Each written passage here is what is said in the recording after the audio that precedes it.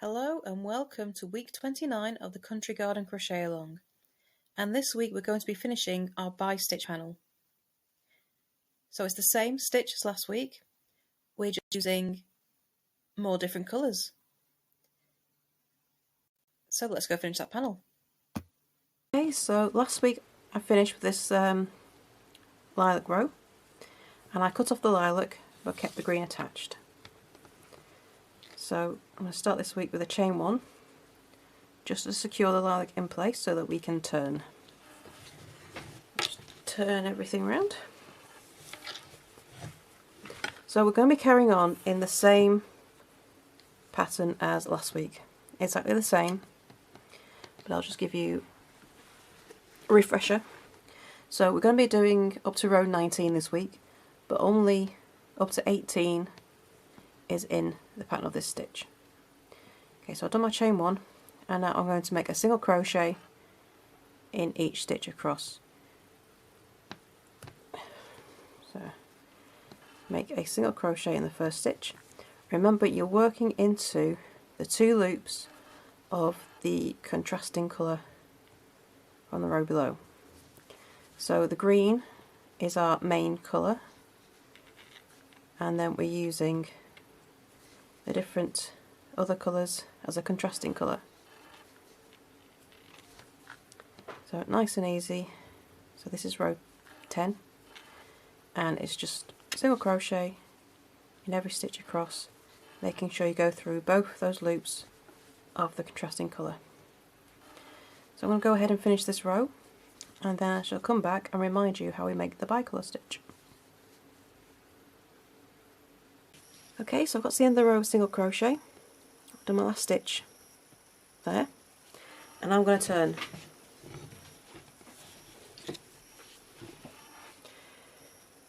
Okay, so I'm going to chain one, I'm going to start a single crochet in the first stitch.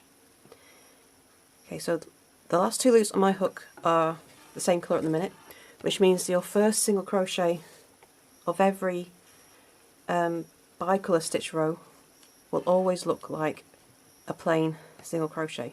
That's perfectly normal. I'm going to bring in my contrasting colour and pull through those last two loops. Okay, so this is where we start the bicolor stitch again.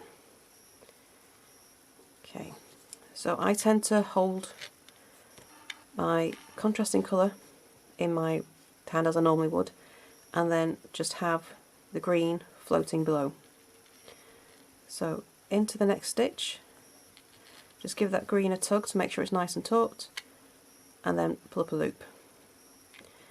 And you want to try and keep the contrasting colour loose. You want these top two loops to be a bit looser, because it is like a slip stitch, so it can end up being a bit tight if you're not careful. And then repeat across the row. So I just give that green a little tug before I pull it through, and then hook up over with the contrasting colour and pull through. Give the green a little tug and into the next stitch. So exactly the same as last week. So this is row 11, and we're going to do up to row 18 in this stitch. So row 18 is going to be a row of single crochet. Row 19 is going to be another row of single crochet in the green. Okay, so you'll find all of this week's colours in the description below the video, or in the written pattern, the link to which is also in the description of this video. So I'm going to go ahead and finish up to row 18, and then I'll come back and show you row 19.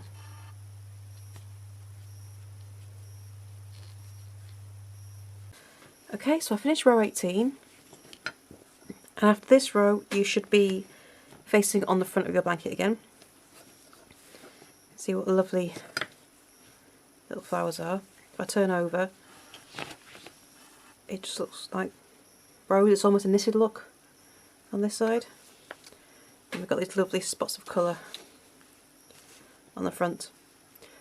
So we need to do one last row, row 19, and it's just a single crochet row. So after you've turned, you chain one, and then single crochet in the first stitch, and then single crochet in every stitch across. And that's it for row 19. Just a nice simple single crochet row to finish us off. And that will bring us to the right stitch count. So once you finish row 19, you can cut off and weave in all your ends. And that will be it for this week. So this is the last of our panels, and next week we're going to be moving on to the squares or the rectangles to fill our corners. Okay, so that's it from me for this week, and I shall see you next week for the next piece. Bye for now.